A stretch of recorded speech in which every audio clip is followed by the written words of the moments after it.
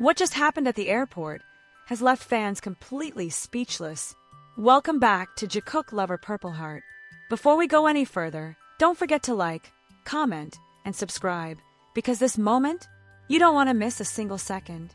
Jimin and the other BTS members have finally returned to Korea from America. But something about this arrival feels different. Why did the atmosphere suddenly change?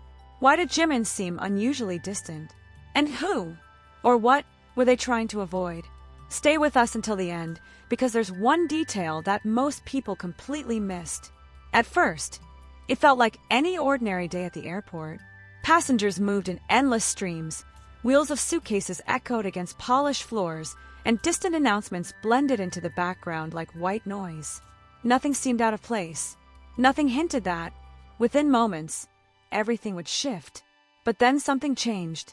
It didn't start with a loud noise or a sudden announcement. It started quietly, almost invisibly. A ripple in the crowd, a subtle shift in attention, heads turning in the same direction, phones slowly rising into the air. No one said it out loud, but everyone seemed to know. They had arrived. Jimin, along with the other BTS members, had finally returned to Korea after their time in America. And yet, this wasn't just another airport arrival. Something about it felt different. Something unspoken. As the glass doors opened, the energy in the air tightened. The kind of tension that doesn't need words. Cameras trembled slightly. Fans held their breath between excitement and disbelief. And for a brief moment, time itself seemed to slow down. And then, Jimin appeared, dressed in a simple beanie and a mask that concealed most of his face. He moved through the crowd with quiet composure. But instead of blending in, it made him stand out even more. Because there was something unusual. His steps were calm. Too calm. Not rushed, not chaotic, but controlled in a way that felt almost intentional. Fans who witnessed the moment later described a strange mix of emotions.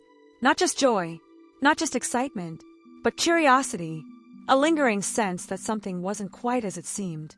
Why didn't Jimin look around as much as he usually does? Why did the interactions feel shorter, more restrained? And why did some members exchange brief glances, as if silently communicating something no one else could hear? The questions didn't take long to spread. Within minutes, clips began circulating online. Every angle examined, every second replayed. Fans from around the world started piecing together what they had seen, searching for meaning in the smallest details. Some suggested it was simple exhaustion. After all, their schedules in America had been intense. Long flights, tight timelines, constant attention. It would make sense for anyone to feel drained. But others weren't convinced. Because this didn't just look like fatigue. It felt different. In several clips, the atmosphere around them appeared more controlled than usual. Security presence seemed tighter. Movements were more direct. At one point, a subtle gesture between members caught the attention of sharp-eyed fans. A gesture that lasted less than a second. But in moments like these, even a second can mean everything. Was it just coincidence? Or was it a signal? What made the situation even more intriguing was Jimin's unreadable presence. Even with most of his face hidden, there was something in the way he carried himself, something that felt distant, yet deeply focused. Not cold, not detached, but thoughtful, as if his mind was somewhere else entirely. And that's where this moment stopped being just an airport sighting. It became something more. Because this wasn't just about returning from America. It wasn't just about fans capturing another glimpse of their idols. It was about a feeling, a moment that raised more questions than answers. Social media quickly turned into a storm of theories. Every movement analyzed frame by frame. Every expression dissected. Every interaction questioned. Why were their steps faster than usual? Why didn't they pause as long as they often do? And why did the entire scene feel slightly tense? Some fans began connecting this moment to earlier events. Their recent activities in America. Their last public appearances. Even subtle shifts in expressions during performances. Piece by piece, a larger narrative started forming. But no one could confirm anything. And maybe that's exactly why this moment felt so powerful. Because in a world where almost everything is documented, explained, and shared instantly, moments like this remind us that some things remain just out of reach. Just beyond understanding. Jimin walked past the crowd, and within seconds it was over. The doors closed. The noise settled. The moment ended, but the questions didn't. If anything, they grew louder. Was this truly just a normal return, captured from an unusual angle? Or was it a small glimpse into something much bigger happening behind the scenes? And the question that continues to divide fans across the world: if there really was something hidden in those airport moments, what exactly are they not telling us? I's Purple Heart. Because in the hours after that brief airport moment, something unexpected began to unfold.